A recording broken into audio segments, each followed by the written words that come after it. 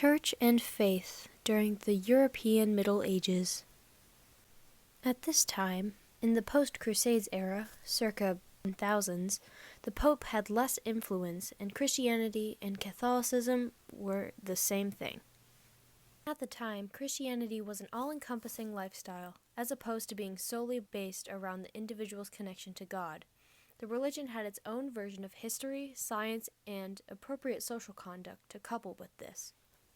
It was expected for people to attend church every Sunday, starting around teenage years, as well as about 90 religious events that people were expected to attend year-round.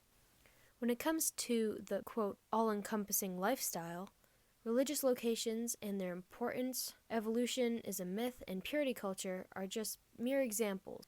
The most important of the three subjects was social behavior, stressing the importance of staying modest and pure at home and in the community, particularly for women. Men were implored to work and provide for their families, and marriage was extremely important as men were not to be alone. Women were meant to stick by their husband's side. They cared for children and the home, and seldom did anything aside from domestic work without their husband. Those that did not adhere to the religion's social standards were often looked down upon, or even excommunicated in more extreme cases. Fun fact, according to the book of Genesis, Eve was made from Adam's rib, so they are to be joined at the hip. Pun intended. The dictates of the church were not to be questioned. The hierarchy of leaders includes the Pope at the top spot, then the cardinals, bishops, priests, and lastly the monastic orders. Catholicism versus other religions. After the Crusades during the 1200s, Catholic churches deemed that Jewish people could not appear in public during the last 3 days of Holy Week. During this time, Jewish people had to wear different clothes to set them apart from others. They also weren't allowed to hold any political stances and could only collect money.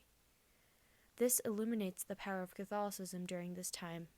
Outside of the technical aspects, Christian life also revolved around many widely believed superstitions/traditions.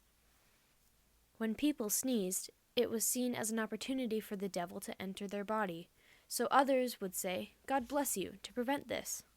At weddings, brides ran away after the ceremony, as it was common for attendees to tear at the bride's dress and clothing, in hopes that they would be lucky enough to get a piece of fabric, a symbol of marital luck.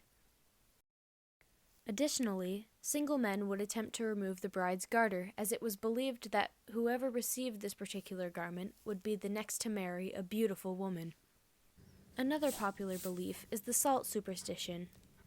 Salt was considered a precious resource in medieval times. If it was spilled, it was no longer precious. So, they gather up the spilled salt and throw it over their left shoulder to blind the evil spirits that were said to be following people around. The gender roles from the Crusades era made their way into modern-day times as well, as you can see in the ideology, especially in times up to and around the late 50s in America. Overall, while religious zeal has died down in many places, the Christian culture has only become more vibrant since its medieval era.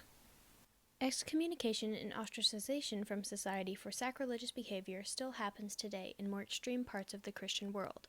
However, the religion has become more accepting of individual interpretations within the last few centuries.